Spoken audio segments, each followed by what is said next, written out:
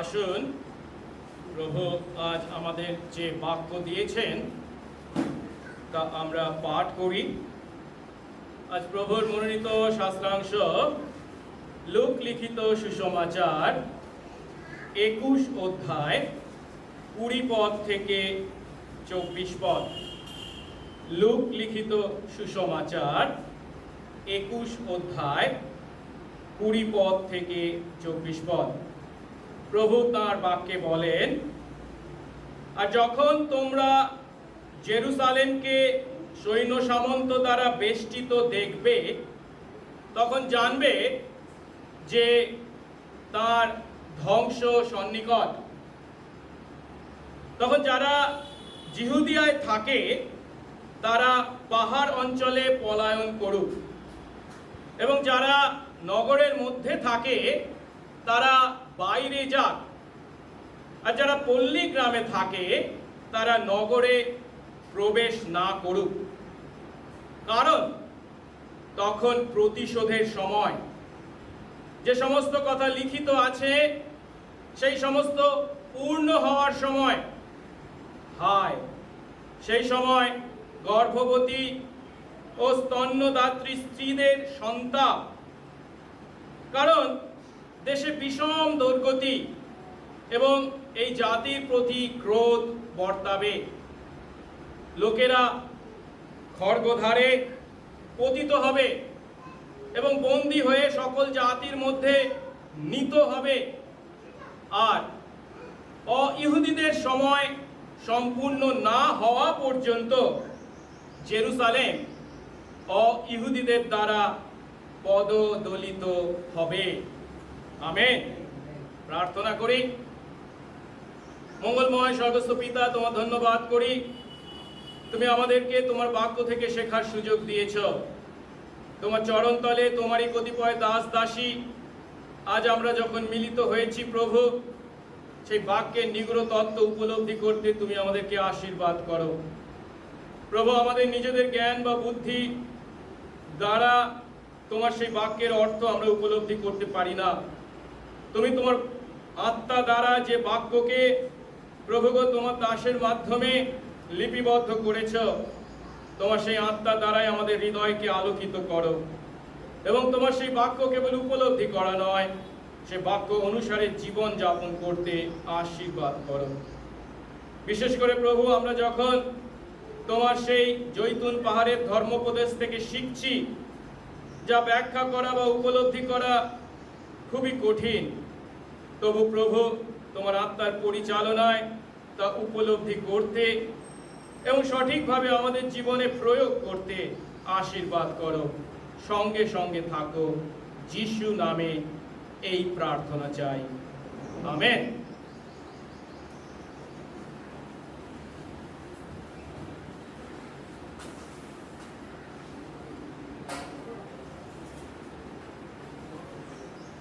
বেশ ভালোই গরম পড়েছে, তাই তো?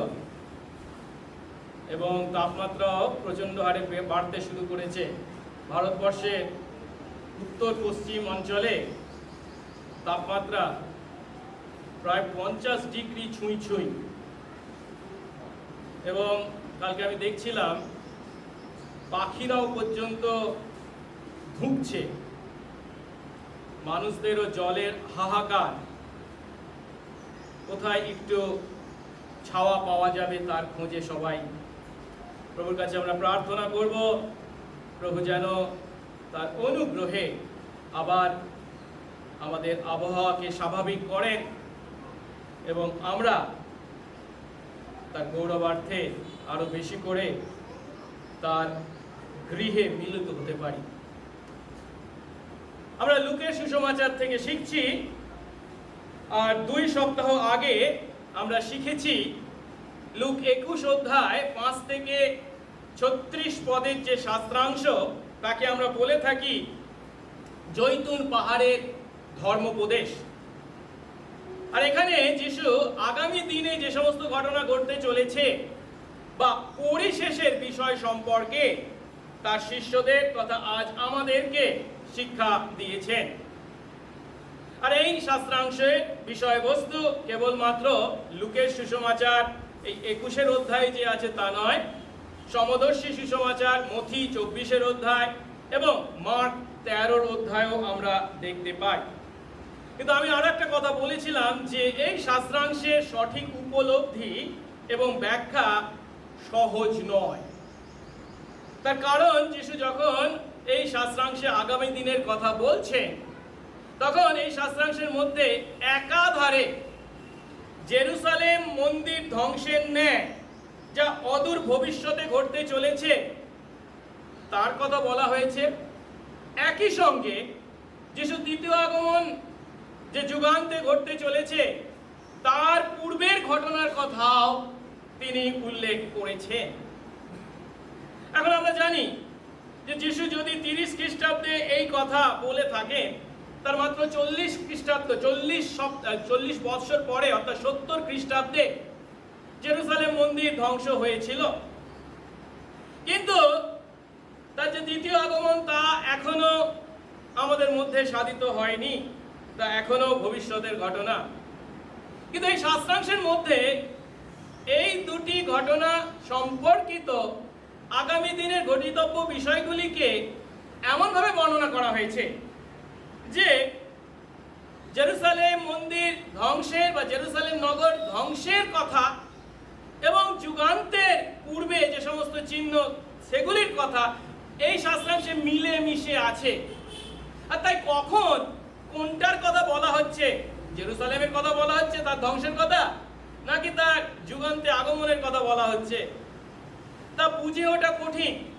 আবার কখনো কখনো একাধারে এই দুটি ঘটনাকেই প্রভু নির্দেশ করেছেন, তাই এটা কঠিন। এবং আমরা আরো দেখেছিলাম যে যিশু কখন এই জৈতুন পর্বতের ধর্মোপদেশ দিয়েছিলেন বা এই শিক্ষা দিয়েছিলেন।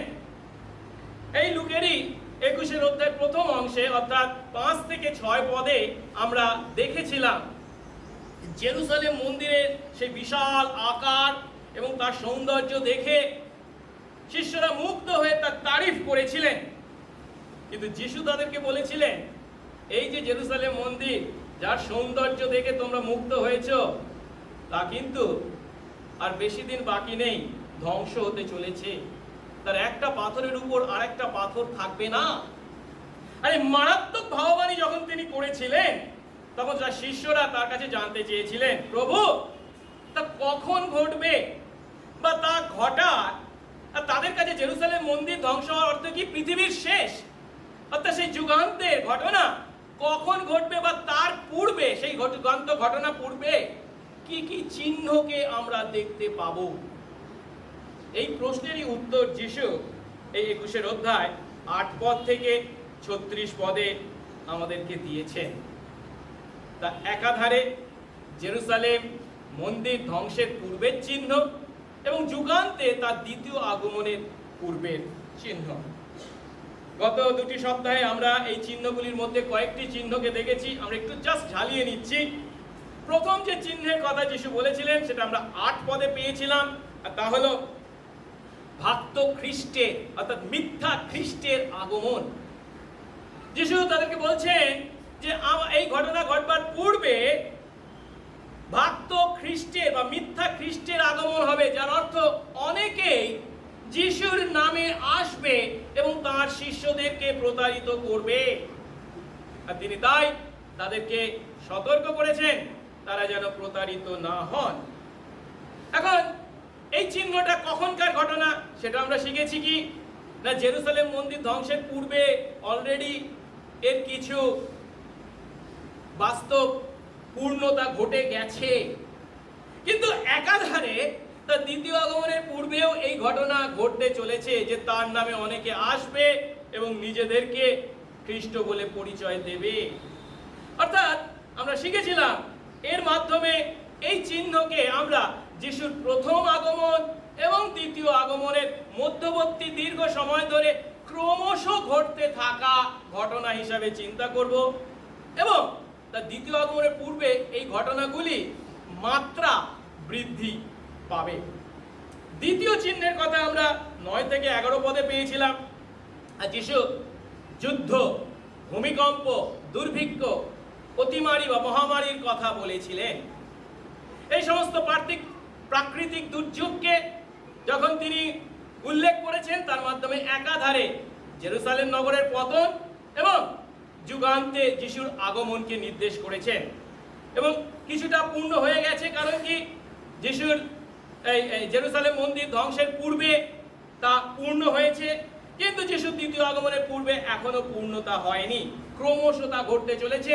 তাই আমরা সাক্ষী যে এই সমস্ত ঘটনা, যুদ্ধ, ভূমিকম্প, দুর্ভিক্ষ, মহামারী ক্রমশ ঘটেছে, ঘটছে এবং ঘটতে থাকবে। তার দ্বিতীয় আগমন যত সন্নিকট হবে তাদের মাত্রা তত বৃদ্ধি পাবে। তৃতীয় চিহ্নের কথা আমরা শিখেছিলাম 12 থেকে 19 পদে, সেটা ছিল ধর্মীয় তাড়না।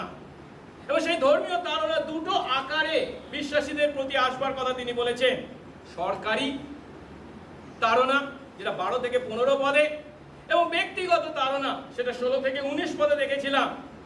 এগুলিকেও আমরা একাধারে জেরুসালেম নগর পতনের পূর্বে এবং যিশুর দ্বিতীয় আগমনের পূর্বে ঘটিতব্য চিহ্ন হিসাবে আমরা শিখেছি। কারণ এই ধর্মীয় তাড়না জেরুসালেম মন্দির ধ্বংসের পূর্বেও ঘটেছে, এখনো ঘটছে, ঘটতে থাকবে যিশুর দ্বিতীয় আগমনের পূর্ব পর্যন্ত।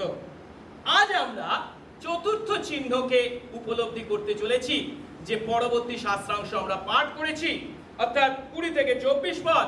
সেখানে চতুর্থ চিহ্ন হিসাবে যিশু বলছেন, জেরুসালেম মন্দির ধ্বংস হবার পূর্বে কি ঘটনা ঘটবে? জেরুসালেম নগরী পতন ঘটবে। আর এই প্রশ্নের উত্তরে যিশু সেই শিষ্যদের সেই প্রশ্নের উত্তর দিচ্ছেন যে জেরুসালেম মন্দির কখন ধ্বংস হবে। আর তিনি পুঙ্খানুপুঙ্খভাবে বলছেন যে জেরুসালেম মন্দির ধ্বংস হবার পূর্বে জেরুসালেম নগরের পতন ঘটবে। এর আগে যে তিনটে চিহ্নের কথা আমরা দেখেছিলাম, আমরা সহজভাবে উপলব্ধি করেছিলাম যে এগুলো কখন? জেরুসালেম নগরের পতনের পূর্বে এবং দ্বিতীয় আগমনের পূর্বেই ঘটনা হিসাবে।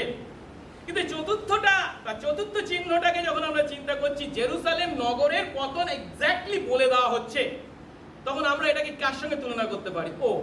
তাহলে এটা কেবলমাত্র জেরুসালেম মন্দির ধ্বংসের পূর্বের ঘটনার চিহ্ন হিসাবে, অর্থাৎ কি জেরুসালেম নগরের পতনকেই কেবল নির্দেশ করছে বলে আমাদের মনে হতে পারে। কিন্তু এই চতুর্থ চিহ্নের বিষয় যখন যিশু বলছেন, 24 পদে গিয়ে তার সম্বন্ধে কিন্তু একটু কথা যোগ করেছেন। আর সেটা কি? এই যে জেরুসালেম নগরের পতন এবং সেখানে অইহুদি জাতিদের দ্বারা সেই নগর পদদলনের কাজ কতদিন পর্যন্ত ঘটবে তিনি বলছেন 24 পদে, অইহুদিদের সময় সম্পূর্ণ না হওয়া পর্যন্ত। আর যখন তিনি বলছেন অইহুদিদের সময় সম্পূর্ণ না হওয়া পর্যন্ত তা ঘটবে, এই ইহুদিদের উপর অইহুদিদের পদদলন, তখন এই অইহুদিদের সময় সম্পূর্ণ হওয়ার এই কথাকে ব্যবহারের মাধ্যমে আসলে তিনি অইহুদিদের পূর্ণ সংখ্যা ঈশ্বরের রাজ্যে প্রবেশকে নির্দেশ করেছেন। আর তার থেকে আমরা কি উপলব্ধি করি? তা তো জেরুসালেম মন্দির যে ধ্বংস হয়ে গেছে বা জেরুসালেম নগর যে ধ্বংস হয়ে গেছে 70 খ্রিস্টাব্দে, তার দ্বারা কি পূর্ণ হয়ে গেছে? না, এখনো পরজাতিরা ঈশ্বরের গৃহে প্রবেশ করে চলেছেন, ঈশ্বরের রাজ্যে প্রবেশ করে চলেছেন। আর তাই আমরা এই চিহ্নকেও যদিও মূলত জেরুসালেম নগর ধ্বংসের পূর্বের চিহ্ন হিসেবে চিন্তা করব, একাধারে আমরা একে এর পূর্ণতা যিশু দ্বিতীয় আগমনের পূর্বে, অর্থাৎ সেই অইহুদিদের পূর্ণ সংখ্যা ঈশ্বরের রাজ্যে প্রবেশকে চিন্তা করতে বাধ্য। তাই আসুন আজ আমরা এই চতুর্থ চিহ্নটাকে উপলব্ধি করি, যেখানে তিনি জেরুসালেম নগরের ধ্বংসের কথা বা জেরুসালেম নগরীর পতনের কথা বলেছেন। আমরা 3 ধাপে তা উপলব্ধি করব। প্রথম ধাপে দেখব জেরুসালেম নগরী অবরুদ্ধ হবে, যেটা 20 থেকে 22 পদে বলা হয়েছে। পরে দ্বিতীয় ধাপে আমরা দেখব জেরুসালেমে বসবাসকারীদের চরম দুর্দশাকে তিনি বর্ণনা করেছেন 23 পদ এবং 24 পদের প্রথম অংশে। তারপরে আমরা দেখব জেরুসালেম এই যে অইহুদিদের দ্বারা পদদলনের কাজ ঘটবে তা কতদিন ঘটবে, অর্থাৎ জেরুসালেম পদদলনের কাল, যেটা 24 পদের শেষ অংশে যিশু আমাদের বলেছেন। প্রথম ধাপ জেরুসালেম অবরোধ। 20 পদে জেরুসালেম মন্দির ধ্বংসের চিহ্ন হিসাবে যিশু প্রথমে বলছেন জেরুসালেম নগরের প্রাচীরের চারিদিকে শত্রুপক্ষের সৈন্যরা তাকে ঘিরে ধরবে বা অবরোধ করবে। 20 পদ আরেকবার দেখি। আর যখন জেরুসালেমকে বলা হচ্ছে, তখন তার অর্থ জেরুসালেম নগরীকে সৈন্য সামন্ত দ্বারা বেষ্টিত দেখবে, তখন জানবে যে তার ধ্বংস সন্নিকট। ইসরায়েলের ইতিহাসে জেরুসালেম নগরী বারংবার শত্রুপক্ষের সৈন্যদের দ্বারা অবরুদ্ধ হয়েছিল। কিন্তু যদিও শত্রুপক্ষের সৈন্যদের দ্বারা জেরুসালেম অবরুদ্ধ হয়েছিল, তার সঙ্গে সঙ্গে আবার আমরা দেখতে পাই ঈশ্বর কিন্তু হস্তক্ষেপ করেছিলেন, যার ফলস্বরূপ সেই সমস্ত শত্রুপক্ষের সৈন্যরা সেখান থেকে বিক্ষিপ্ত হতে, ছত্রভঙ্গ হতে বা পালিয়ে যেতে বাধ্য হয়েছিল। প্রথম শমূয়েল 7 অধ্যায়ে একটা উদাহরণকে আমরা দেখতে পাই বা চিন্তা করতে পারি। শাউলের রাজত্বকালে কি ঘটনা ঘটেছিল? ইসরায়েল শমূয়েলের নেতৃত্বে মিশপাতে সমবেত হয়েছিল। কিসের জন্য? উপবাস প্রার্থনার জন্য। আর সেই সময় ফিলিস্তিনিরা ইসরায়েল আক্রমণ করেছিল। কিন্তু তখন আমরা শমূয়েলকে দেখতে পাই তিনি সদাপ্রভুর উদ্দেশ্যে হোম বলি উৎসর্গ করেছিলেন এবং ঈশ্বরের সাহায্য কামনা করেছিলেন। আর তারপর কি ঘটেছিল? বাইবেল বলছে প্রথম শমূয়েল 7 অধ্যায় 10 পদে ঈশ্বর প্রচন্ড গর্জনে বজ্রপাত করেছিলেন, যার ফলস্বরূপ সেই ফিলিস্তিনিরা আতঙ্কিত হয়ে ছত্রভঙ্গ হয়ে পড়েছিল, অর্থাৎ তারা পালিয়েছিল। একইভাবে আমরা দ্বিতীয় রাজাবলী 7 অধ্যায়েও আরেকটি ঘটনার কথা চিন্তা করতে পারি। সেই সময় উত্তর ইসরায়েলের রাজা আহাব, আর সেই সময় আরাম ও সিরিয়ার রাজা বিন হদদ যখন উত্তর ইসরায়েলের রাজধানী সমরিয়া আক্রমণ করেছিল ও অবরোধ করেছিল, যার ফলস্বরূপ ইসরায়েলে মারাত্মক দুর্ভিক্ষ হয়েছিল। বলা হয়েছে কেমন দুর্ভিক্ষ হয়েছিল? বলছে ইসরায়েলি মায়েরা তারা বাধ্য হয়েছে তাদের নিজেদের ছেলেকে রান্না করে খাওয়ার মতো পরিস্থিতি। কিন্তু এই অবরুদ্ধ ইসরায়েলের এই পরিস্থিতি থেকে উদ্ধার করবার জন্য ঈশ্বর কি করেছিলেন? বলা হয়েছে তিনি এই অরামীয় বা এই সিরীয় সৈন্যদেরকে এক বিশাল সৈন্যদলের রথ ও ঘোড়ার শব্দ শুনিয়েছিলেন। তারা শুনতে পেয়েছিল একটা বিশাল সৈন্যদল এগিয়ে আসছে রথ এবং ঘোড়া নিয়ে। তারা তখন ভেবেছিল, ও শুধু ইসরায়েলিরা নয়, তাদের সঙ্গে হিত্তীয় এবং মিশরীয়রাও যোগ দিয়েছে, আমরা এদের সঙ্গে যুদ্ধ করে বাঁচবো না। আর তাই সবাই তারা তাদের তাঁবু, তাদের ঘোড়া, তাদের গাধা সব ছেড়ে পালিয়েছিল। কয়েকজন কুষ্ঠ রোগী যারা শিবিরের বাইরে ছিল বা জেরুসালেমের বাইরে ছিল, তারা ভাবছিল আমরা যদি এখানে থাকি না খেয়ে মরবো, আবার যদি এগিয়ে যাই তাহলে সেখানে গিয়েও আমাদেরকে হয়তো তারা মারবে, তার থেকে বরঞ্চ গিয়ে দেখি কি হচ্ছে। আর তারা গিয়ে দেখছে সব ফাঁকা, সবাই পালিয়েছে। আর তখন তারা তাদের রেখে যাওয়া সেই সমস্ত কিছু ভোগ করবার সুযোগ পেয়েছিল। তাদের কাছে ছিল এটা সুখবর, আনন্দ সংবাদ। তা কেবল তারা নিজেরা ভোগ করেনি, তারা ফিরে গেছিল ইসরায়েলের রাজপ্রাসাদে সেই সুখবর পৌঁছে দেওয়ার জন্য। আমি কি বলতে চাইছি? আমি যেটা বলতে চাইছি, এর আগেও ইসরায়েল বিভিন্ন শত্রুপক্ষীয় সৈন্যদের দ্বারা অবরুদ্ধ হয়েছে, আক্রান্ত হয়েছে, কষ্ট যন্ত্রণার মধ্যে পড়েছে, কিন্তু ঈশ্বর অনেক সময় তাদেরকে তার হস্তক্ষেপের দ্বারা উদ্ধার করেছেন। কিন্তু যিশু এখানে জেরুসালেম নগরীর যে অবরুদ্ধ হওয়ার কথা বলছেন, তার দ্বারা শত্রুদের হাতে জেরুসালেম নগরীর পতন ঘটতে চলেছে। অর্থাৎ তাদের সেই শত্রুপক্ষীয় সৈন্যদেরকে হটিয়ে দেবার জন্য বা তাদের হত্যা করবার জন্য ঈশ্বরের কোন দূত আবির্ভূত হবেন না। ইহুদিরা এখানে সম্পূর্ণ অসহায় পরিস্থিতির মুখোমুখি হতে চলেছে। আর জেরুসালেমের এই পতন সম্পর্কে যিশু যে এখানেই প্রথম বলছেন তা নয়, আমরা লুকের সুসমাচার থেকে শিখছি। এর আগে আমরা লুক 19 অধ্যায় দেখেছিলাম, সে গালিল থেকে রওনা দিয়ে যখন তিনি জেরুসালেমের নগরীর খুব কাছাকাছি এসে উপস্থিত হয়েছিলেন, তখন তিনি এই জেরুসালেম নগরীকে দেখে কি বলেছিলেন আমরা একটু দেখি তো। লুক 19 অধ্যায় 41 থেকে 44 পদ। পরে তিনি যখন কাছে আসলেন, তখন নগরটি দেখে তার জন্য রোদন করলেন, বললেন, তুমি যদি আজকের দিনে যা যা শান্তিজনক তা বুঝতে, কিন্তু এখন সেই সকল তোমার দৃষ্টি থেকে গুপ্ত রইল।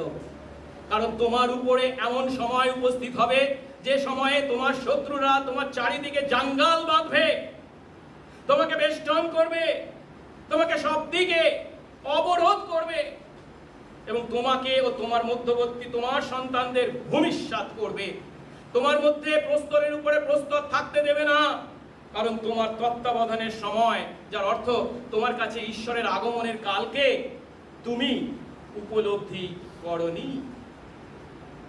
আর যিশু এখানে সেই জেরুসালেম নগরের যে পতনের কথা বলছেন, যে অবরুদ্ধ হওয়া এবং আক্রান্ত হওয়া, যা থেকে উদ্ধারের কোনো উপায় নেই, ইসরায়েল অসহায় পরিস্থিতির মধ্যে পড়বে, যিশুর এই ভাববাণী পুঙ্খানুপুঙ্খভাবে আক্ষরিক অর্থে পূর্ণ হয়েছে। একটু আগে যদিও আমি বলেছি, সেই 40 বৎসর পরে 70 খ্রিস্টাব্দে রোমীয় সেনাপতি টাইটাস জেরুসালেম নগর অবরোধ করেন এবং জেরুসালেম নগরের ভয়ঙ্কর পরিস্থিতির মুখোমুখি হয়। কিন্তু শুধু অবরুদ্ধ হওয়ার কথা নয়, যিশু এরপর 21 পদে সেই জেরুসালেম নগরীর অবরোধ কতখানি মারাত্মক হবে তা বর্ণনা করেছেন, যখন বলছেন সেই জেরুসালেম নগরকে এড়াতে লোকরা এই জেরুসালেম নগর থেকে দূরে থাকতে চেষ্টা করবে, আর সেটাই হবে বাঁচবার উপায়। 21 পদ দেখি। তখন যারা জিহুদিয়াতে থাকে, জেরুসালেম নগর কোন প্রদেশের মধ্যে ছিল? জিহুদিয়া প্রদেশের মধ্যে। বলছে সেই জিহুদিয়াতে যারা থাকে তারা পাহাড় অঞ্চলে পলায়ন করুক, এবং যারা নগরের মধ্যে থাকে, জেরুসালেমের ভিতরে থাকে, তারা বাইরে যাক, আর যারা পল্লী গ্রামে থাকে তারা নগরে প্রবেশ না করুক। এর অর্থ কি? এর অর্থ হলো, যখন কোনো শত্রু দেশ অন্য কোনো দেশকে আক্রমণ করে, সাধারণত কি ঘটনা ঘটে? পল্লী গ্রামে বা খোলা এলাকায় যারা বসবাস করে, পল্লী গ্রামগুলো সাধারণত খোলা এলাকা হয়, তার চারপাশে যে দেয়াল দিয়ে ঘেরা সুন্দর সুরক্ষিত সেই গ্রামগুলো হয় তা নয়। তাই তারা যে পল্লী গ্রাম বা খোলা এলাকার মানুষরা এই যুদ্ধের সময় রক্ষা পাওয়ার জন্য তারা কার দিকে ছুটে যায়? রাজধানী বা নগরের দিকে ছুটে যায়, কারণ সেগুলি হয় কি সুন্দরভাবে দেওয়াল দিয়ে ঘেরা এবং প্রতিষ্ঠিত এবং দুর্ভেদ্য। কিন্তু যিশু এখানে জেরুসালেম নগরীর যে অবরোধের কথা বলছেন, তা এমন ঘটবে যে সেই রাজধানী বা জেরুসালেম বাসীদেরকে তিনি বলছেন, তোমরা পাহাড়ে পালিয়ে যেও কিংবা নগরের বাইরে পালিয়ে যেও। আর অন্যদিকে যে পল্লী গ্রামের মানুষরা নগরে এসে সেই সময় রক্ষা পাওয়ার চেষ্টা করবে, তাদেরকে বলছে তোমরা কি তা করো না, অর্থাৎ কি জেরুসালেম নগরে প্রবেশ করো না। এর অর্থ সে পল্লী গ্রামের মানুষরা তাদের রক্ষা পাওয়ার যে শেষ সুযোগ, যে সুযোগের কথা তারা চিন্তা করতে পারত, তাও তাদের হাতছাড়া হয়ে যাবে। ইতিহাস আমাদেরকে সাক্ষ্য দেয়, যিশুর এই কথাও পুঙ্খানুপুঙ্খভাবে পূর্ণ হয়েছিল। ইহুদি ইতিহাস থেকে আমরা জানতে পারি জেরুসালেম নগর পতনের 3 বছর আগে রোমীয় সৈন্যরা হঠাৎ জেরুসালেম নগর আক্রমণ করেছিল, কিন্তু স্পষ্ট কোনো কারণ ছাড়াই তারা হঠাৎ জেরুসালেম নগর থেকে তার সৈন্যদেরকে ফিরিয়ে নিয়ে যায়। যে নগর তারা সেই সময় খুব সহজেই অধিকার করতে পারত, তা না করে তারা এমনি এমনি ফিরে যায়। আর তার ফলস্বরূপ সেই রোমীয় সৈন্যরা যখন জেরুসালেম থেকে ফিরে যায়, তখন জেরুসালেম নগরের বসবাসী অনেকে কি করে, জেরুসালেম নগর ত্যাগ করে কাছাকাছি লিবানুস পাহাড়ের পেল্লাতে গিয়ে আশ্রয় গ্রহণ করে। আর এইভাবে জেরুসালেম নগর ত্যাগ করে যখন তারা পেল্লাতে গিয়ে আশ্রয় নিয়েছিল, তাকে বর্ণনা করতে গিয়ে ইহুদি ঐতিহাসিক জোসেফুস বলেছেন সেটা কেমন ঘটনা ছিল। তাকে তুলনা করছেন যে ডুবন্ত জাহাজ থেকে ঝাঁকে ঝাঁকে লোকেরা পলায়ন করেছিল। এই সময় যারা জেরুসালেম ত্যাগ করেছিল তাদের মধ্যে অনেকেই ছিল খ্রিস্ট বিশ্বাসী। ফলস্বরূপ 3 বছর পর টাইটাসের নেতৃত্বে সেই রোমীয় সৈন্যদল যখন আবার আক্রমণ করে, মহাযুদ্ধ শুরু হয়, তখন প্রায় এই জেরুসালেমে খ্রিস্ট বিশ্বাসী বলতে কেউই বাস করত না। কারণ কি, তারা আগেই 3 বছর আগে পালিয়ে ছিল। তাই ধরা যেতে পারে জেরুসালেমে বসবাসকারী খ্রিস্ট বিশ্বাসীরা যিশুর এই ভাববাণী বা এই সতর্ক বার্তাকে স্মরণ করেছিল যখন তারা রোমীয় সৈন্যদেরকে প্রথম জেরুসালেম অভিযান করতে দেখেছিল। তারা উপলব্ধি করেছিল কি, ধ্বংস, জেরুসালেমের ধ্বংস বা পতন সন্নিকট। আর তাই তারা যিশুর কথা মতো পাহাড়ে পালিয়ে গিয়ে রক্ষা পেয়েছিল। আজ বিশ্বাসী আমরা যিশুর এই কথা থেকে কি শিক্ষা পাই? একটা শিক্ষা আমরা অবশ্যই পাচ্ছি, আর তা হলো যখন আমরা বিভিন্ন বিপদের মুখোমুখি হই আর সেই বিপদকে এড়াবার সুযোগ ঈশ্বর আমাদের করে দেন, তখন যদি আমরা পালাই, সেটা কখনোই কাপুরুষতা বা অযোগ্যতার কাজ নয়। আমাকে ভুল বুঝবেন না, ঈশ্বর যদি তার সার্বভৌমত্বে আমাদেরকে মৃত্যুর মুখোমুখি করেন, সেটা আলাদা কথা। তখন আমরা সেই মৃত্যুর মুখোমুখি হব ধৈর্য সহকারে, সাহস সহকারে। কিন্তু প্রভু যখন আমাদেরকে বিপদের সময় সেই বিপদ থেকে উদ্ধার পাবার জন্য, রক্ষা পাবার জন্য উপায় বা পথ করে দেন, তখন সেই পালাবার পথকে গ্রহণ করা কখনোই কাপুরুষতার কাজ নয়। আর তাই আমরা যদি অপ্রয়োজনে নিজেকে বিপদ বা দুঃখ ভোগ বা মৃত্যুর মুখোমুখি করি, তাহলে সেটা কখনোই খ্রিস্টের প্রজ্ঞাবান শিষ্যের কাজ হবে না। তা হবে কার কাজ? উগ্র, ধর্মান্ধ, মৌলবাদীর কাজ। এর আগে আমি আপনাদেরকে একটা উদাহরণ দিয়েছিলাম, মনে আছে মনে হয় আপনাদের, তবু বলি। বন্যা হয়েছে, জলের স্তর ক্রমশ বৃদ্ধি পেতে উঁচু হতে শুরু করেছে, সবাই পালাচ্ছে এবং তাদেরকে নিয়ে যাওয়ার জন্য লোকেরা এগিয়ে এসেছে, সরকার থেকেও লোক পাঠানো হয়েছে, সবাই তাদেরকে বলছে তাড়াতাড়ি চলে আসুন, চলে আসুন, বাঁচবার জন্য চলে আসুন। এবং তাদের মধ্যে সেই গ্রামে একজন খ্রিস্ট বিশ্বাসী বাস করতেন, আর তিনি ছিলেন ওই উগ্র, ধর্মান্ধ বা মৌলবাদীর ন্যায় একজন খ্রিস্ট বিশ্বাসী। তিনি বললেন কি, তোদের এই সমস্ত সাহায্যে আমার প্রয়োজন নেই, আমার ঈশ্বর আমাকে বাঁচাবেন। তা ভালো কথা, তাকে এত ডাকা হচ্ছে, সে যদি না আসে কি করা যাবে? এদিকে জলের স্তর কিন্তু বেড়ে চলেছে। তখন শেষে তিনি কি করেছেন, তার ছাদে উঠেছেন, পাকা ছাদ, ছাদের উপরে তিনি চেয়ারে বসে প্রার্থনা করছেন, প্রভু তুমি আমাকে বাঁচাও, প্রভু তুমি আমাকে রক্ষা করো। সরকার থেকে হেলিকপ্টার পাঠিয়ে দিয়েছে, দড়ি নামিয়ে দিয়েছে, ধর উঠে আয়। বলে না, তোর ওই দড়ির দরকার নেই, আমার ঈশ্বর আমাকে বাঁচাবেন। তারপর কি হলো? মারা গেল। উপায় বা সাহায্য গ্রহণ করলো না। আর বিশ্বাসী সে, মৃত্যুর পর কোথায় গেছে? স্বর্গে গেছে। প্রভুকে জিজ্ঞাসা করছে, প্রভু সেদিনকে আমি এত করে তোমাকে ডাকলাম, তুমি আমাকে বাঁচালে না। বল, তোকে তো বাঁচাবার জন্য আমি লোকদের পাঠালাম, হেলিকপ্টার পাঠালাম, তুই তো গ্রহণ করলি না।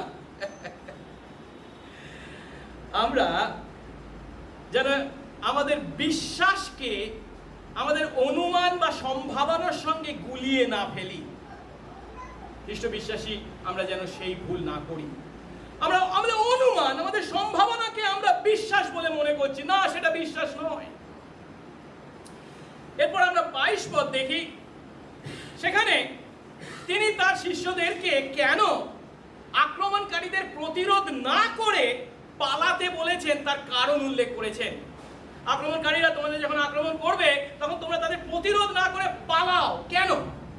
কারণ 22 পদ, কারণ সেই সময় হলো প্রতিশোধের সময়। যে সমস্ত কথা লিখিত আছে সেই সমস্ত পূর্ণ হওয়ার সময়। যিশু বলছেন, যখন শত্রুরা তোমাদেরকে আক্রমণ করবে তখন তাদের প্রতিরোধ করার সেটা সময় নয়, কারণ সেই সমস্ত শত্রুদেরকে আমি পাঠিয়েছি তোমাদের বিরুদ্ধে আমার প্রতিশোধ গ্রহণ করার জন্য, বা তোমাদের বিরুদ্ধে আমি যে সমস্ত কথা লিপিবদ্ধ করেছি তা পূর্ণ করার জন্য।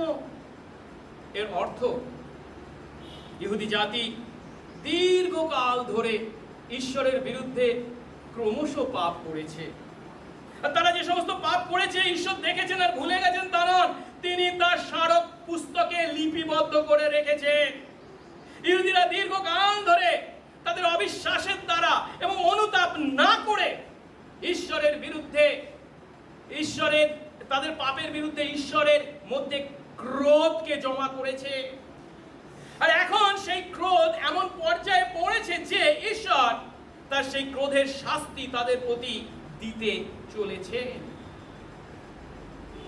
আমরা যখন আদি পুস্তক পাঠ করি 15 অধ্যায়, তখন দেখতে পাই ঈশ্বর আব্রাহামের সঙ্গে চুক্তি করলেন এবং তারপর তিনি আব্রাহামকে বলছেন কি, এই যে কনান দেশ তিনি তাকে বা তার বংশধরদেরকে দেবেন বলেছেন, তিনি আব্রাহামের জীবনকালে সেই কনান দেশ তাকে দেবেন না। পরিবর্তে তার বংশধররা 400 বছর ধরে বিদেশের মাটিতে দাসত্ব ভোগ করবে। তারপর যখন তারা ফিরে আসবে তখন তারা এই কনান অধিকার করবে। আর প্রশ্ন হলো, এখন না দিয়ে এত বছর পরে তিনি কেন দেওয়ার কথা বলছেন, বা এত বছর ধরে অপেক্ষা করার কারণ কি? সে কারণটা আদি পুস্তক 15 অধ্যায় 16 পদে ঈশ্বর বলেছেন। তিনি বলছেন, সেই কনানে এখন যারা বসবাস করছে সেই ইমোরীয়দের অপরাধ এখনো সম্পূর্ণ হয়নি। ঈশ্বর সেই ইমোরীয়দেরকে ধ্বংস করে বা তাদেরকে দূর করে দিয়ে তা যখন ইসরায়েলীদেরকে দিতে চলেছেন, তার আগে সেই ইমোরীয়দের অপরাধ সম্পূর্ণ না হলে তিনি তা করতে পারেন না। আর তাই যখন ইমোরীয়দের সেই অপরাধ সম্পূর্ণ হয়েছিল, সেই মিশরের 400 বছরের দাসত্ব ভোগ করার পর ইসরায়েল যখন যিহোশুয়ের নেতৃত্বে সেই কনানে প্রবেশ করেছিল, তখন কিন্তু তারা অধিকার করতে পেরেছিল। কিন্তু এই কথা কেবল অইহুদি ইমোরীয়দের প্রতি যে প্রযোজ্য তা নয়। ঈশ্বর বলছেন এই কথা ইহুদি জাতির প্রতিও একইভাবে প্রযোজ্য।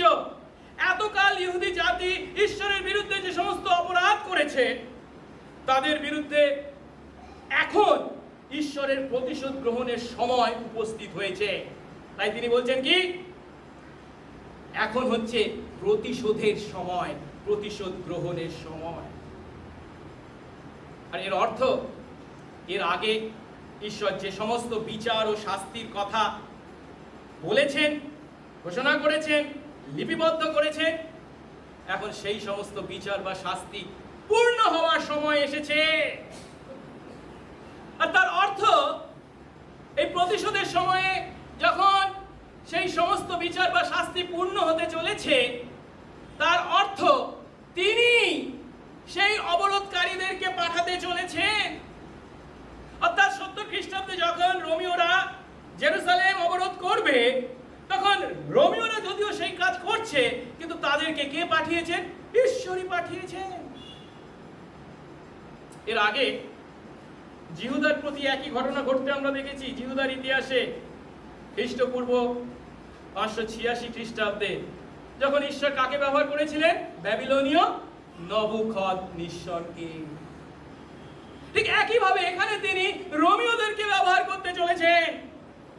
তাদের পাপের প্রতি ঈশ্বরের এই শাস্তির কথা পুরাতন নিয়মের বিভিন্ন স্থানে লিপিবদ্ধ করা হয়েছে এবং তাদের শাস্তি কতখানি মারাত্মক হবে তাও পরিষ্কারভাবে তাদের জানানো হয়েছে বিভিন্ন জায়গায়। আমি একটা জায়গায় কথা বলছি, লেবীয় 26 অধ্যায় 31 পদ।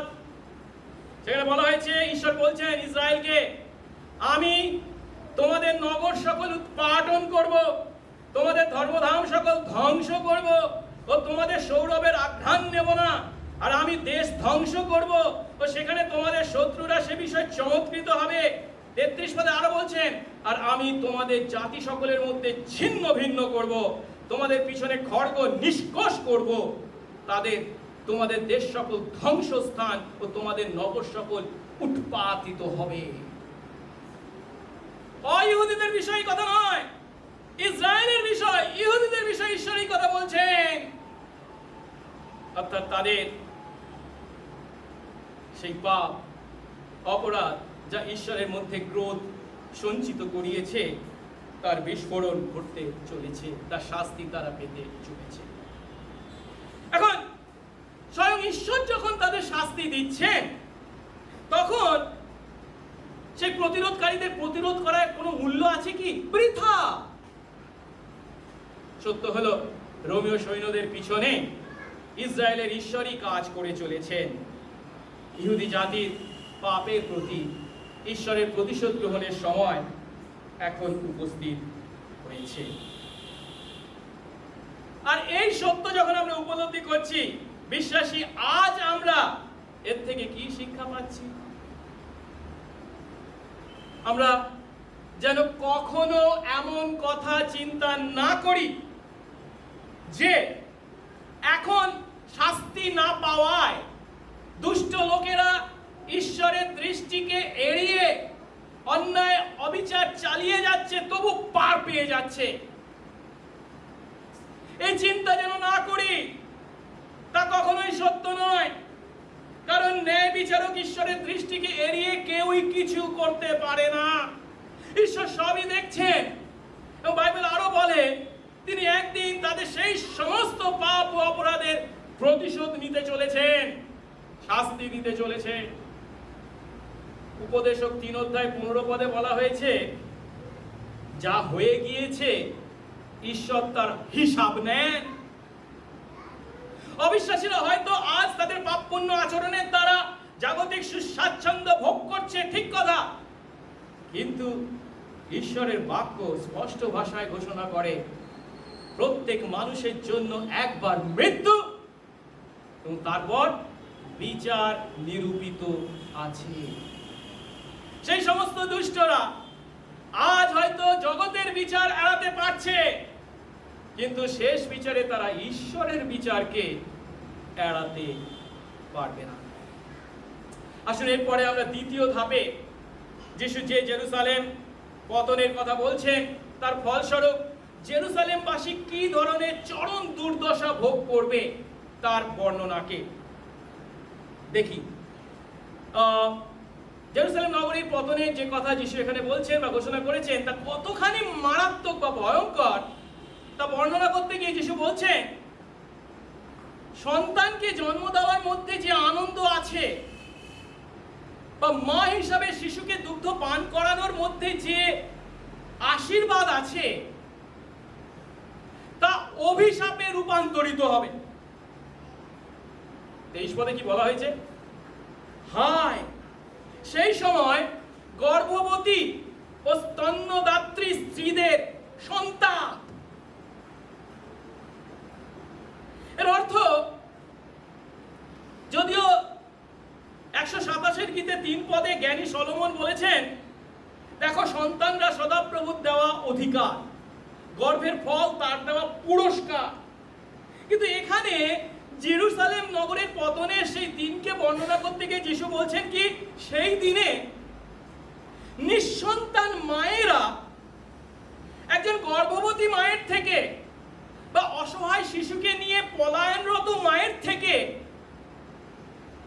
ভালো পরিস্থিতিতে থাকবে। উল্টোভাবে বলা যায়, নিঃসন্তান মায়ের থেকে গর্ভবতী বা অসহায় শিশুদের সঙ্গে নিয়ে পলায়নরত মায়ের পরিস্থিতি আরো দুর্বিষহ হবে, দুঃসহ হবে। কিন্তু এ বিষয়ে ঈশ্বর পূর্বেই এমন মারাত্মক ঘটনার কথা ইসরায়েলকে জানিয়েছে।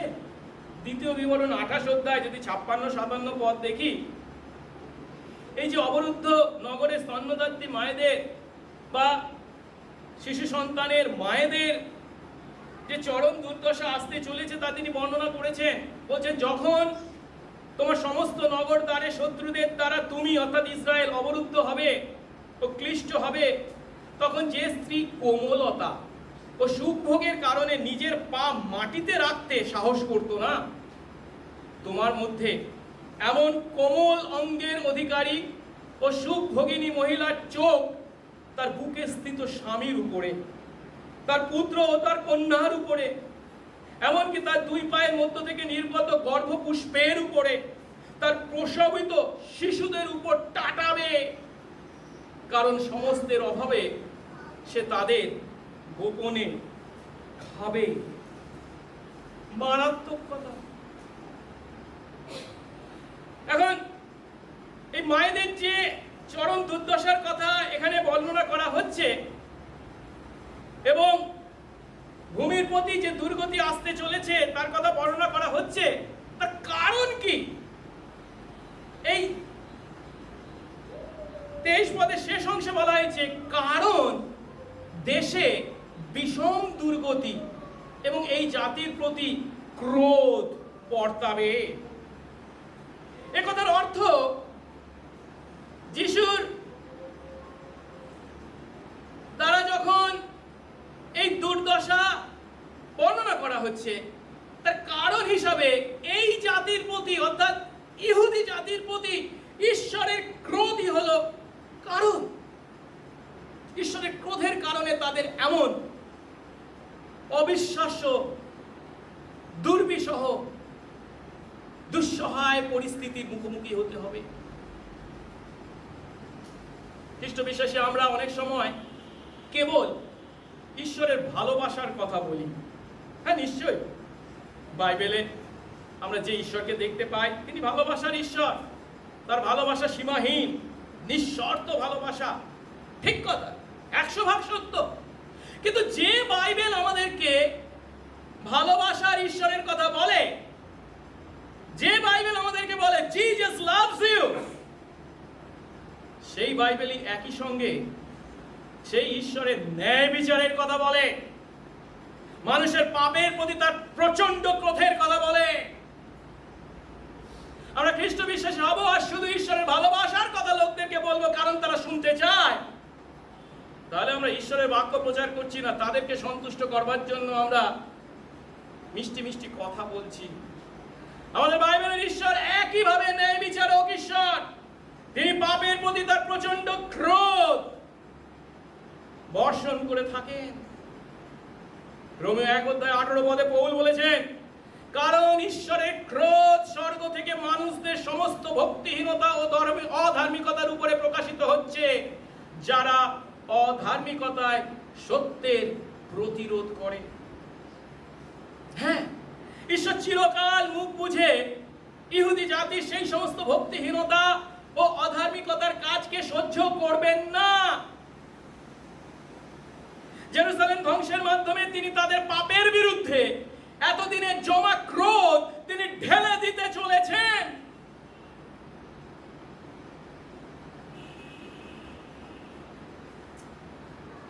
এবং 24 পদের প্রথম অংশে আমরা দেখতে পাচ্ছি শুধু মায়েদের প্রতি নয়, সেদিন জেরুসালেম মানুষরা, সাধারণ মানুষরা কি কি দুর্দশা ভোগ করবে তার পূর্বাভাস তিনি দিয়েছে। 24 পদ প্রথম অংশ, লোকেরা খড়গ ধারে পতিত হবে, বন্দী হয়ে সকল জাতির মধ্যে নীত হবে। একটু আগে আমি বলেছিলাম বেশিরভাগ খ্রিস্ট বিশ্বাসী 3 বছর আগে পালিয়ে গিয়েছিল, পাহাড়ে গিয়ে আশ্রয় নিয়েছিল। কিন্তু অবশিষ্ট যারা যিশু সেই ভগবানীকে পাত্তা দেয়নি, যারা জেরুজালেমে বসবাস করেছিল, তাদের প্রতি কি ঘটেছিল ইতিহাস আমাদেরকে স্পষ্ট তার বর্ণনা দেয়। ওই ইহুদি ঐতিহাসিক, তিনি বিশ্বাসী ছিলেন না, অবিশ্বাসী, জোসেফুস, তার লেখা বই ইহুদি যুদ্ধ, জিউস ওয়ার বলে একটা বই, তাতে তিনি বলছেন যে যিশুর এই ভবিষ্যৎবাণী কিভাবে পূর্ণ হয়েছিল তার বর্ণনা করেছেন। সেখানে বলা হয়েছে 70 খ্রিস্টাব্দে রোমের সেনানায়ক টাইটাসের নেতৃত্বে রোমীয় সৈন্যরা জেরুজালেম নগরের বিরুদ্ধে বিরাট অবরোধ গড়ে তোলে। কতদিনের? 143 দিনের, মানে প্রায় 5 মাস ধরে তারা অবরোধ করে। অবরোধ শেষে তারা জেরুজালেম নগরের মধ্যে প্রবেশ করে। বলা হয়েছে 10 লক্ষ ইহুদিকে তারা হত্যা করে, 97,000 যুদ্ধ বন্দী করে, ইসরায়েলিকে যুদ্ধ বন্দী করে তারা মিশরে কৃতদাস করে নিয়ে যায়। কিংবা রোমের সাম্রাজ্যের বিভিন্ন যে প্রদেশ ছিল, সেই সমস্ত প্রদেশে বিভিন্ন অ্যাম্পি থিয়েটার ছিল, যেখানে রঙ্গরস হতো, যেখানে পশুদের সামনে মানুষদেরকে ফেলে দেওয়া হতো, হিংস্র পশুদের সামনে। এই সমস্ত ইহুদিদেরকে ধরে নিয়ে গিয়ে সেই সমস্ত অ্যাম্পি থিয়েটারে সেই সমস্ত হিংস্র বাঘ বা সিংহ তাদের সামনে ফেলে দেওয়া হয়েছে। আর লোকেরা স্টেডিয়ামে বসে তা দেখে চিৎকার করেছে, আনন্দ উপভোগ করেছে। তারপর জেরুজালেম মন্দির এবং জেরুজালেম নগর তারা ধ্বংস করে। বলা হয়েছে জেরুজালেম নগরের সমস্ত পাথর তারা ভেঙে ফেলে, মন্দির ভেঙে চুরমার করে। জেরুজালেম নগরের রাস্তাগুলি স্ত্রীলোক ও শিশুদের রক্তে ভাসানো হয়। এর দ্বারা রোমের সম্রাট চেয়েছিলেন যেন কেউ একথা বিশ্বাস না করে যে একদিন সেখানে লোকদের বসবাস ছিল, আর সবাই যেন রোমের ক্ষমতার প্রতি শ্রদ্ধা, সম্মান বা সমীহ করে। কিন্তু আমি এই যে বর্ণনা দিলাম রোমের দ্বারা জেরুজালেম নগরের পতন, পৃথিবীর ইতিহাসে যে কেবল এই যুদ্ধই ঘটেছে তা নয়। পৃথিবীর মাটিতে অনেক রক্তক্ষয়ী যুদ্ধ এবং অবরোধ, হত্যালীলা ঘটেছে। এবং সেই সমস্ত ঘটনার ইতিহাস যখন আমরা পাঠ করি তখন আমাদের গা শিউরে ওঠে। কিন্তু আমরা যারা বাইবেলকে ঈশ্বরের বাক্য বলে বিশ্বাস করি, তারা জানি পাপে যাদের মৃত্যু হয় তাদের জন্য এই সমস্ত রক্তক্ষয়ী যুদ্ধের থেকেও মারাত্মক পরিণতি অপেক্ষা করে আছে। হ্যাঁ, তাদের জন্য সেই অনন্ত নরকের যন্ত্রণা যে চিরকাল তাদের ভোগ করতে হবে তা অপেক্ষা করে আছে। আর সেই নরকের যন্ত্রণাকে বর্ণনা করতে গিয়ে যিশু কি বলছেন? মার্ক 9:48 পদে বলছেন, নরকে লোকদের কীট মরে না, আগুন নির্বাপিত হয় না, যার দ্বারা তিনি সেখানে অনন্ত কাল ধরে কষ্ট, যন্ত্রণা, ভোগকে বর্ণনা করেছে। মরে যাব, শেষ হয়ে যাবে, যন্ত্রণার অবসান ঘটবে তা নয়, চিরকাল ধরে সেই যন্ত্রণা, কষ্ট ভোগ করতে হবে। আর এই সত্য যদি আমরা বিশ্বাস করি, তাহলে বিশ্বাসী আমরা যারা ঈশ্বরের অনুগ্রহে নতুন জন্ম পেয়ে তার সন্তান হয়েছি, আমরা কি বলবো? ও, আমরা নরকে যাচ্ছি না, খুব ভালো, খুব ভালো।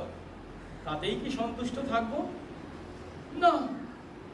আমাদের পরিবার, আমাদের প্রতিবেশী, আমাদের সহপাঠী, সহকর্মী, বন্ধু বান্ধব, তাদের জন্য আমরা প্রার্থনা করব, তাদেরকে যিশুর কথা বলবো, যেন তারাও ঈশ্বরের অনুগ্রহে নরকে নয়, আমাদের সঙ্গে স্বর্গে যায়। আসুন এবারে তৃতীয় ধাপ, জেরুজালেম পদদলনের কাল, মানে কত কাল তা ঘটবে তার কথা যিশু বলেছেন 24 পদের শেষ অংশে। জেরুজালেম নগর পতনের কথা এইভাবে বর্ণনা করবার পর যিশু জেরুজালেম নগরের এই দুর্দশা কত কাল বজায় থাকবে তা বর্ণনা করেছেন। 24 পদে তিনি কি বলছেন দ্বিতীয় অংশে? আর ইহুদিদের সময় সম্পূর্ণ না হওয়া পর্যন্ত জেরুজালেম অ-ইহুদিদের দ্বারা পদদলিত হবে। অ-ইহুদিদের দ্বারা পদদলিত হওয়ার অর্থ অ-ইহুদি জাতিরা জেরুজালেম নগর অধিকার করবে এবং বন্দী নগর হিসাবে সেই নগরের মানুষদের উপর নিষ্ঠুর অত্যাচার চালাবে যতদিন না ইহুদিরা পুনরায় তাদের দেশে ফিরে আসবে। এই কথা কিভাবে ইসরায়েলের ইতিহাসে পূর্ণ হয়েছে তার সাক্ষী হচ্ছে ইতিহাস।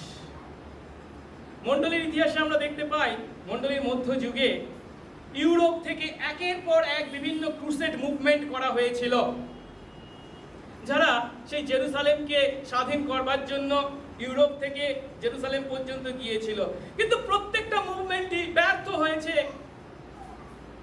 তার পরিবর্তে কি ঘটেছে?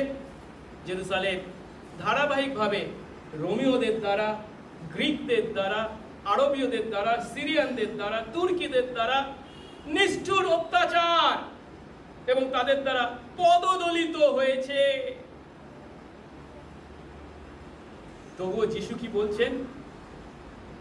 অ-ইহুদিদের সময় সম্পূর্ণ হলে কিন্তু তার অবসান ঘটবে। যিশু আমাদেরকে আশার আলো দেখিয়েছেন। অ-ইহুদিদের দ্বারা এই পদদলন সমাপ্ত হবে, জেরুজালেম উদ্ধার পাবে। রোমের দ্বারা জেরুজালেম যখন ধ্বংস হয়েছিল তখন ইহুদিরা ভেবেছিল পৃথিবীর শেষ ঘটে গেছে,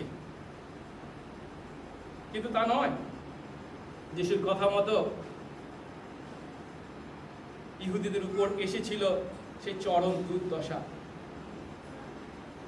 রোমের দ্বারা পরাজিত হওয়ার পর, ধ্বংস হওয়ার পর তাদের কোনো দেশ ছিল না, তাদের ভাষাও তারা হারিয়ে ফেলেছিল। কেবল তাই নয়, তারপর ইতিহাস আমাদেরকে আরো সাক্ষ্য দেয়, দ্বিতীয় বিশ্বযুদ্ধের সময় হিটলারের নেতৃত্বে নাৎসি বাহিনী হলোকস্টের সেই গ্যাস চেম্বারে প্রায় 6 লক্ষ ইহুদিকে হত্যা করেছিল। ইহুদিদেরকে মানুষ হিসাবে জ্ঞান করেনি, পশু হিসাবে, গিনিপিগ হিসাবে ব্যবহার করেছে। তাদের উপরে বিভিন্ন ওষুধের পরীক্ষা নিরীক্ষা চালিয়েছে। তবুও ইহুদিরা আশা ছাড়েনি। আর এই ঘটনার অর্থাৎ জেরুজালেম নগর ধ্বংস হবার প্রায় 1900 বৎসর পরে 1948 খ্রিস্টাব্দে পুনরায় তাদের জাতির ও তাদের ভাষার পুনরুদ্ধার ঘটেছে। তাদের এই উদাহরণ থেকে আমরা শিখি, পরিস্থিতি যতই শোচনীয় হোক না কেন, ঈশ্বর আমাদের পুনরুদ্ধার করতে সক্ষম। তাই আমরা যেন হাল না ছাড়ি। আর কি বলছেন ঈশ্বর এই 24 পদের শেষ অংশে? জেরুজালেম নগরের এই দুর্দশা কাল তথা ইহুদিদের দ্বারা অ-ইহুদিদের দ্বারা ইহুদিদের এই পদদলন কতকাল? অ-ইহুদিদের সময় সম্পূর্ণ হওয়া পর্যন্ত অব্যাহত থাকবে। এর অর্থ যিশুর এই কথা কেবল জেরুজালেম মন্দিরের পতনকে যে নির্দেশ করছে তা নয়, অ-ইহুদিদের সময় সম্পূর্ণ হওয়ার কথাও বলছেন, যার মাধ্যমে তার দ্বিতীয় আগমনকেও তিনি নির্দেশ করছেন। কারণ কি? অ-ইহুদিদের সময় সম্পূর্ণ হওয়া অর্থ যিশুর প্রথম আগমন এবং দ্বিতীয় আগমনের মধ্যবর্তী সময়, যে সময় অ-ইহুদিদের কাছে সুসমাচার শোনার সময়, সুসমাচারে বিশ্বাস করার সময় এবং তাদের ঈশ্বরের রাজ্যে প্রবেশ করার সময়। কতকাল? যতকাল না তাদের পূর্ণ সংখ্যা ঈশ্বরের রাজ্যে প্রবেশ করছে, যার কথা পৌল রোমীয় 11 অধ্যায় 25 পদে বলেছেন। রোমের বিশ্বাসীদের উদ্দেশ্যে পৌল বলছেন, তোমরা যেন নিজেদের জ্ঞানে বুদ্ধিমান না হও। এই জন্য আমি ইচ্ছা করি না যে তোমরা এই নিগূঢ় তত্ত্বে অজ্ঞাত থাকো। কি কত পরিমাণে ইসরায়েলের কঠিনতা ঘটেছে! ইসরায়েল ঈশ্বরের প্রতিজ্ঞাত মশীহকে বর্জন করেছে, অবহেলা করেছে, কিন্তু কতকাল পর্যন্ত? যে পর্যন্ত অ-ইহুদিদের পূর্ণ সংখ্যা প্রবেশ না করে। অর্থাৎ ঈশ্বর ওই ইহুদিদেরকে প্রত্যাখ্যান করেছিলেন যখন তারা মশিহকে প্রত্যাখ্যান করেছিল। তার মাধ্যমে ইহুদি আমাদেরকে তিনি সুযোগ দিয়েছেন তার রাজ্যে প্রবেশ করবার। কিন্তু আমরাও যদি তাদের ন্যায়, সেই ইহুদিদের ন্যায় একই কাজ করি, তাহলে একদিন সময় আসবে আমাদের কাছ থেকেও সেই সুযোগ কেড়ে নেওয়া হবে, বন্ধ করা হবে। যখন ইহুদিদের মধ্যে পূর্ণ সংখ্যা তার রাজ্যে, ঈশ্বরের রাজ্যে প্রবেশ করবে, তখন ইহুদিদের কাছে বিশেষ সুযোগ উপস্থিত করা হবে। এর অর্থ আজ আমরা ইহুদি হিসাবে সেই আশীর্বাদ ভোগ করে চলেছি, কারণ এখনো ঈশ্বরের রাজ্যে ইহুদিদের পূর্ণ সংখ্যায় প্রবেশ ঘটেনি। কিন্তু এই সময় চিরকাল আমাদের জন্য থাকবে না। আজ আমরা ঈশ্বরের রাজ্যে সেই ইহুদিদের প্রবেশ করা এবং বসবাস করবার সুযোগ পেয়েছি। এই সময় হলো সর্বজাতির কাছে সুসমাচার প্রচারের সময়। আর সেই সর্বজাতির অর্থ কি? ইহুদিরাও হলো সেই সর্বজাতির মধ্যে একটি। আমাদেরকে একাধারে ইসরায়েলের কাছেও, ইহুদিদের মধ্যেও সুসমাচার প্রচার করতে হবে। আর যখন সর্বজাতির কাছে সুসমাচার প্রচারিত হবে, সেই প্রচারের কাজ যখন শেষ হবে, তখন খ্রিস্টের দ্বিতীয় আগমন ঘটবে এবং পৃথিবীতে সমস্ত পদদলনের সমাপ্তি ঘটবে। কারণ ঈশ্বরের রাজ্য, অনন্তকালীন ঈশ্বরের রাজ্য স্থাপিত হবে। আজ এই শাস্ত্রাংশ যখন আমরা পাঠ করলাম, আগামী দিনে যা ঘটতে চলেছে, ঈশ্বর যীশু খ্রিস্ট যখন তার শিষ্যদেরকে তা জানাচ্ছেন, আমরা জেনেছি, তা ঘটবার পূর্বেই উপলব্ধি করছি। তার থেকে আমরা কি দেখতে পাচ্ছি? যিশু হলেন স্বয়ং ঈশ্বর, যিশু হলেন সর্বজ্ঞ। তিনি সমস্ত ঘটনা ঘটার পূর্বেই আমাদেরকে জানিয়েছেন। এটা কার বৈশিষ্ট্য? একমাত্র ঈশ্বরের। যিশাইয়া 46 অধ্যায় 10 পদে ঈশ্বর তার নিজের বৈশিষ্ট্যের কথা বলতে গিয়ে বলছেন কি? আমি শেষের বিষয় আদি থেকে জানাই, যা সাধিত হয়নি তা পূর্বে জানাই, আর বলি আমার মন্ত্রণা স্থির থাকবে, আমি আমার সমস্ত ইচ্ছা পূর্ণ করব। এর অর্থ যিশু আমাদের অতীত, আমাদের বর্তমান, আমাদের ভবিষ্যৎ সবই জানেন। তার চোখে আড়াল করে আমরা কিছুই করতে পারি না। আর আসুন তা স্বীকার করে তার সামনে আজ আমরা নত নম্র হই, তাতে পূর্ণ আস্থা রাখি। আমাদের প্রতি এমন কিছুই ঘটতে পারে না যা তিনি জানেন না। পরিবর্তে আমাদের প্রতি যা কিছু ঘটে, আমাদের জীবনে সবই আমাদের মঙ্গলের জন্য একসঙ্গে ঘটে চলেছে। রোমিও 8 অধ্যায় 28 পদ। আসুন এই নিশ্চয়তায় আমরা বিশ্বাসীরা ঈশ্বরের গৌরবার্থে জীবনযাপন করি এবং অবিশ্বাসীদের কাছে যিশুর কথা বলি, যেন তারাও সেই ঈশ্বরের গৌরব করতে পারে। প্রার্থনা করি।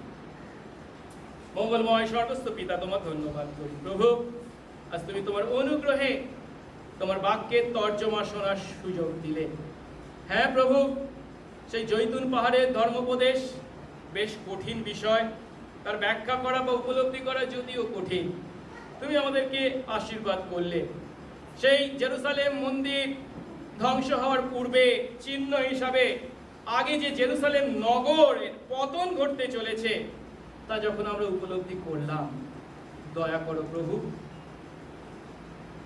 যদিও তা আজ থেকে প্রায় 900 বৎসর পূর্বে 70 খ্রিস্টাব্দে ঘটে গেছে, কিন্তু প্রভু তার পরবর্তী বিষয় হিসাবে সেই জেরুসালেমের পুনরুদ্ধার ঘটবার জন্য যে দিন তুমি স্থির করেছ, যখন তোমার রাজ্যে ইহুদিদের পূর্ণ সংখ্যার প্রবেশ ঘটবে, সেই কাজ এখনো বাকি আছে। ধন্যবাদ দিই প্রভু, ইহুদি আমরা তোমার রাজ্যে প্রবেশ করেছি, তোমার সন্তান হয়েছি, কিন্তু আমাদের মতো আরো অনেকে আছে যারা এখনো প্রবেশ করেনি। তোমার সেই মনোনীত সন্তানদের কাছে তোমার বার্তা পৌঁছে দিতে, তারাও যেন প্রভু প্রবেশ করে, আমরা সবাই যেন তোমার গৌরব করতে পারি, সেই আশীর্বাদ করো। সঙ্গে সঙ্গে থাকো, যিশু নামে এই প্রার্থনা চাই, আমেন।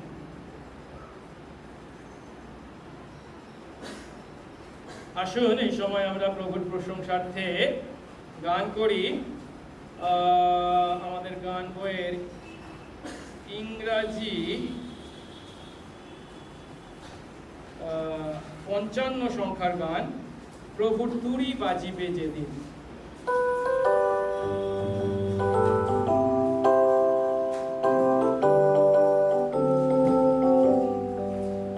প্রভুর তুরি বাজিবে যেদিন, রবে না সময় আর, তেজময় চির প্রভাতের আহ্বানে, ভক্তিপ্রাপ্ত ভক্তগণ যবে মিলিবে অপরবার, নাম ডাকিলে আমি রব সেখানে, নাম ডাকিলে ওই ওখানে, নাম ডাকিলে ওই এখানে, নাম ডাকিলে ওই ওখানে, নাম ডাকিলে আমি রব সেখানে।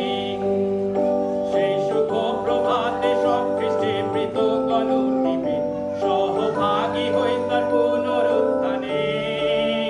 তার মনোনীতেরা যখন স্বর্গালয়ে পৌঁছিবে, নাম ডাকিলে আমি রব সেখানে, নাম ডাকিলে ওই ওখানে, নাম ডাকিলে ওই এখানে, নাম ডাকিলে ওই ওখানে, নাম ডাকিলে আমি রব সেখানে।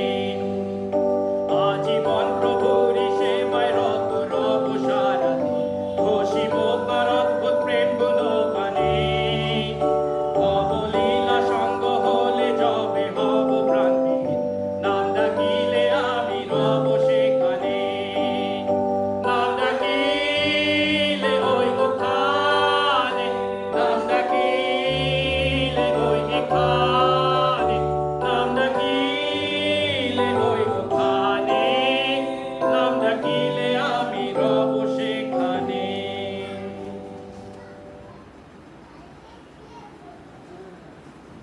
প্রভু তোমার ধন্যবাদ করি, আজ তোমার গৃহে তুমি আমাদেরকে এনেছো, তোমার আরাধনা করার এই সুযোগ দিয়েছো, এবং প্রভু তোমার কাছে আমাদের কৃতজ্ঞতার ধন্যবাদের উপহার দান আমরা আনতে পেরেছি। প্রভু সবই তোমার অনুগ্রহ, দয়া করো প্রভু, তোমার অনুগ্রহকে স্মরণ করে আরো বেশি যেন তোমার প্রতি কৃতজ্ঞতায় আমরা আমাদের জীবন যাপন করতে পারি। প্রভু, কৃতজ্ঞতায় তোমার কাছে যখন এনেছি আমাদের ধন্যবাদের দান, দশমাংশের দান ও অন্যান্য দান, প্রভু তুমি গ্রহণ করো, তোমার রাজ্য ও ধার্মিকতার কাজে তুমি তা ব্যবহার করো, তুমি উচ্চীকৃত গৌরবান্বিত হও, যিশু নামে এই প্রার্থনা চাই, আমেন।